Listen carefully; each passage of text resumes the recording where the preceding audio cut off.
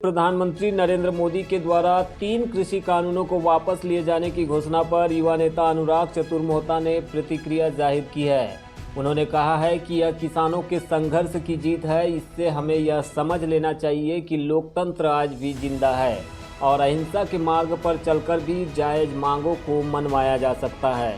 अनुराग चतुर्मोहता ने यह भी कहा है कि जिस तरह से उत्तर प्रदेश चुनाव से पहले उन्हें यह समझ में आ रहा है कि उनके हाथ से यह चुनाव जा सकता है, उसी के डर से सरकार ने यह कदम उठाया है।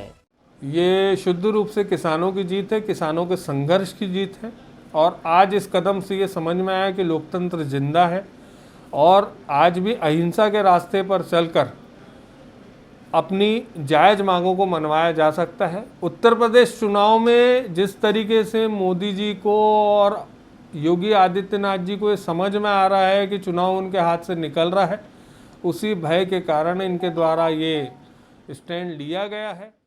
कृषि बिल वापसी की घोषणा पर किसान नेता राकेश टिकैत के बयान को कोट करते हुए अनुराग चतुर्मोहता ने कहा है कि जब तक संसद में वापसी का अध्यादेश पारित नहीं हो जाता तब तक सरकार के निर्णय पर भरोसा नहीं किया जा सकता है। यह एक कठोर हृदय वाली सरकार है।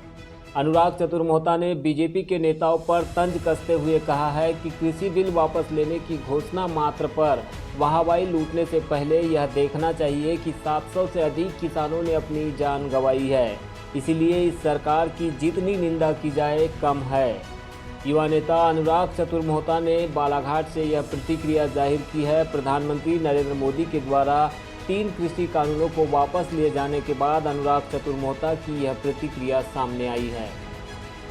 राकेश टिकैत जी के द्वारा जिस तरीके से कहा गया है कि पार्लियामेंट में जब तक ये अध्यादेश पारित नहीं होता तब तक हम इनकी मांगों को और इनके द्वारा जो आश्वासन दिया गया है उसको नहीं मानते। साथ ही साथ एमएसपी को लेकर भी जो बात कही गई है वो बहुत शानदार फैसला राकेश टिकैत जी ने लिए हैं और इसी के साथ में आज ये मान के चलिए आप, चाहे इन विपरीत परिस्थितियों में भी किसान आंदोलन को अभी भी जारी रखने का जो फैसला पूरे किसान संगठनों द्वारा लिया गया है, मैं उसका समर्थन करता हूं।